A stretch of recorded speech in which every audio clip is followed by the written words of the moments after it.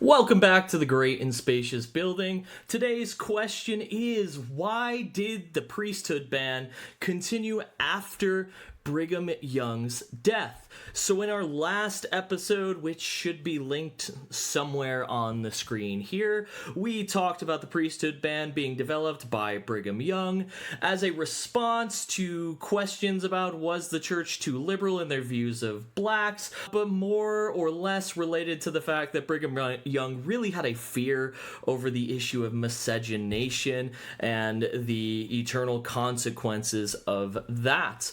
So after Brigham Young's death, the church is going to go into a period of routinization. Routinization, so big word. If you haven't ever read Max Weber, please do that. Max Weber, phenomenal work on the sociology of religion. His work was extremely influential in the methodology and the theoretical basis of my dissertation.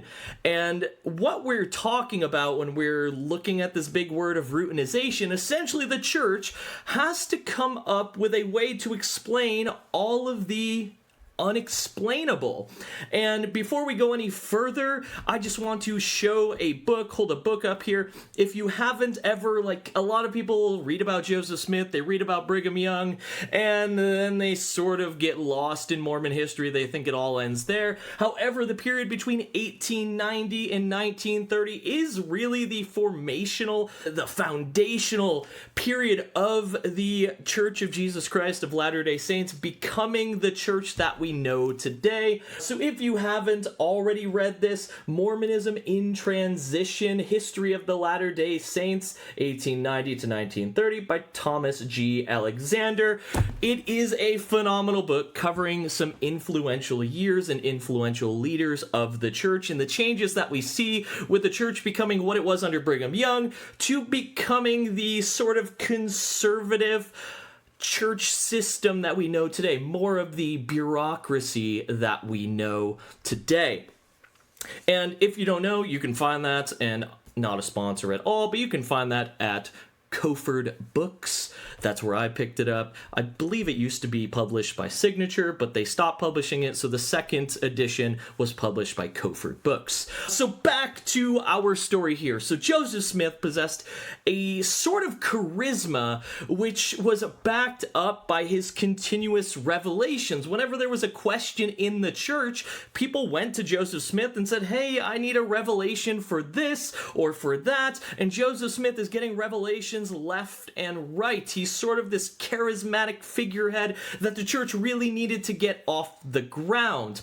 When he dies, there's a giant vacuum, and that vacuum is going to be filled by Brigham Young and the Brighamites, those who go west with Brigham Young. And Brigham Young, he lacks that sort of charisma. He doesn't have the revelations that Joseph Smith has, but he ends up being able to maintain authority at the top of the church via his personality as a builder. I'll reference another book here if you haven't read it. I would say John Turner's biography on Brigham Young. It's just a phenomenal look. John Turner, he's not a member of the Church of Jesus Christ of Latter-day Saints, but he's also not an antagonistic voice. He just calls balls and strikes based on the primary source record, as a historian should. And this is just a great look into Brigham Young's life as the leader of the church.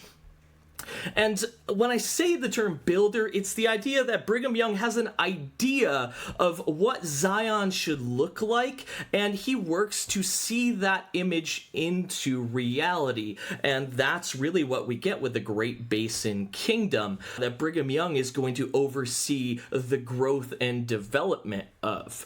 Now, fast forwarding past our last video, Brigham Young, eventually, like all of us, he's going to die. And following Brigham Young's death, the church comes under fire for polygamy. Prior to Brigham Young's death, polygamy was still a focal point of the U.S. government. They saw it as problematic. The Moral Anti-Bigamy Act already existed prior to Brigham Young's death, but it was largely not enforced due to its vague language. And how do you prove that someone's living with more than 2 wives? How do we know that someone's not just a housemate or a boarder? Something like that. But it's also not enforced because, something big happens. We get the Civil War. And 1882, if we fast forward beyond the Civil War, Brigham Young has passed away now. We see the U.S. government now getting some teeth behind their push to rid the country of polygamy, specifically focusing on the Latter-day Saint movement. 1882 sees the passage of the Edmunds Act, which made polygamy a felony, and it also stripped polygamists of their voting rights, so disenfranchising polygamists. In 1887, we dig even further. We get the Edmunds-Tucker Act, which was much more effective in addressing the issue of polygamy. Seemingly, it dissolved the LDS Church through a process of disincorporation. This led to the government seizing church assets such as church land and temples, and allowed plural wives to testify against their polygamous husbands. And this eventually leads to the church disavowing polygamy in 1890. Well, sort of. Eventually, they have to do it again in 1904 because not very many people actually listen. Thank you, D. Michael Quinn, for your records of post-manifesto marriages, plural marriages. Thank you for that. But I guess the second time's a charm, thanks to the Reed-Smoot hearings, as Smoot's trying to become a member of Congress, and he is getting the rundown about polygamy. But let's leave that there. In the future, we'll delve into all of this, but for now, this is simply context for our discussion about the priesthood ban. Race and the priesthood, that's our focus of this series that we're in the middle of. So today, I'm going to stop right here and in the middle of the video. If you aren't already subscribed, please do that. Please like this video. Leave a comment if you like what you're seeing so far, but stick around for the rest of this as well. So today, we're going to focus on a few documents when we're discussing the question of how the priesthood ban survived past Brigham Young. The first 2 documents I've already discussed in a prior video, but we'll touch on them again because they're important for this topic. The third document comes from B.H. Roberts, and the third document's going to come from Joseph Fielding Smith. These 3 documents help to paint a picture of a church trying to make sense of things that simply don't make sense. Routinization at its finest. So our first set of documents from the aforementioned Abraham Smoot and Zebedee Coltrin. These 2 individuals, the year is going to be 1879, 2 years after Brigham Young has died. They attend a meeting with John Taylor, the soon-to-be, or already at this point actually, the prophet. There was a 2-year waiting period for him to become the prophet post-Brigham Young. But Smoot and Coltrin both recall a conversation that they had with Joseph Smith. Specifically, this conversation focused on an individual, Elijah Abel, who we've talked about before, a African-American that had the priesthood. And these men are going to say that Elijah Abel received the priesthood by accident. Zebedee Coltrin specifically, he's going to say that, hey, he only got the priesthood because Joseph had to give him the priesthood. He was a laborer. He was working on the temple, therefore doing these holy things in the holiest place. He needed the priesthood in order to be a member that was going to help construct this building. And when the temple was completed, the priesthood should have been null and void. It should have been removed from him because there would be no reason for him to have the priesthood because Joseph Smith didn't want blacks to have priesthood power. Smoot, he recalls a time when he was serving in the southern states. When asking about baptizing blacks, Joseph Smith apparently responded to him that blacks are not entitled to the priesthood. Therefore, Smoot uses this to reason that if Joseph Smith is telling me that blacks in the South shouldn't receive the priesthood, that probably means that Elijah Abel was just another accident, and we shouldn't really see this as blacks should be able to receive the priesthood, despite the fact that Joseph Smith knowingly gave the priesthood to Elijah Abel and had face-to-face communication with Elijah Abel. So jumping off of those documents, we're going to go a little bit further down the line and talk about B.H. Roberts. B.H. Roberts is going to be a scholar and eventually a member of the Quorum of the 70. And the document that we're going to talk about is an article called To the Youth of Israel. And this was published in the church's youth-focused magazine called The Contributor. And he gives his take on the priesthood in this article, which is published in 1885.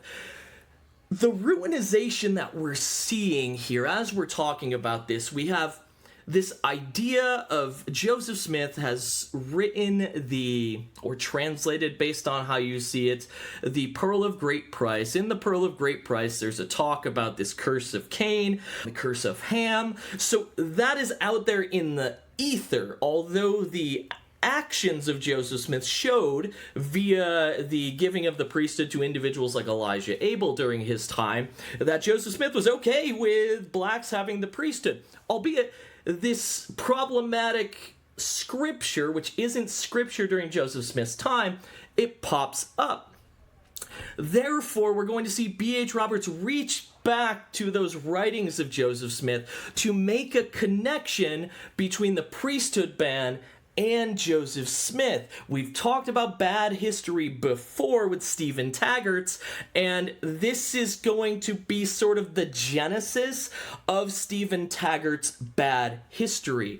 And B.H. Roberts, he's going to connect the priesthood ban to the relationship between Ham and Egyptus. Egyptus is identified as a relative of Cain, so Cain is a member in her lineage, and therefore those stemming from the relationship between Ham and Egyptus carried the seeds for the priesthood ban, and this could be seen as the birth of the African race. The black skin being an outward showing of this seed, this curse that has been passed down through the lineage of Cain, through Egyptus, and now into Ham's lineage via his relationship with Egyptus. So we have the building of a lineage that is showing that this priesthood ban it's old, it's biblical, it's Old Testament time, but it's also working in the realm of stuff that Joseph Smith himself has written down, albeit not made doctrine, not made scripture to this point. So the final document that we'll look at today in our study is going to be from Joseph Fielding Smith. Smith was the church historian in his early years. He was a member of the Quorum of the 12 Apostles, and eventually is going to be a church president, an individual with a great deal of authority, power, and respect in the Church of Jesus Christ of Latter-day Saints in the 20th century. He's going to offer his take on the priesthood ban in his book, A Way to Perfection. Smith's takes largely set in stone the explanation for the priesthood ban that would be accepted up until its eventual overturning in 1978. Smith connects the priesthood ban to Joseph Smith. He's extremely explicit with this. He quotes the Pearl of Great Price. He connects the story of Cain to the creation of the black race. He builds upon B.H. Roberts' story of Ham and Egyptus, and then he quotes Brigham Young in order to show a sense of continuity between the first and second leaders of the church. So what he's doing, he's creating an intellectual history of this teaching. It was in the Bible, biblical times. It was on the mind and thoughts and works of Joseph Smith, and we see it with the second prophet as well. John Taylor doesn't get rid of it. Wilford Woodruff doesn't get rid of it. So at this time in the early 20th century, Joseph Fielding Smith is saying that this is just part of the Church of Jesus Christ of Latter-day Saints. It is part of our foundation from the beginning. So Joseph Fielding Smith, despite being the church's historian at one point in his life, is a perpetrator of poor history. But why does he do that? Well, he does so in order to set the church in order. Something necessary for any charismatic movement to continue.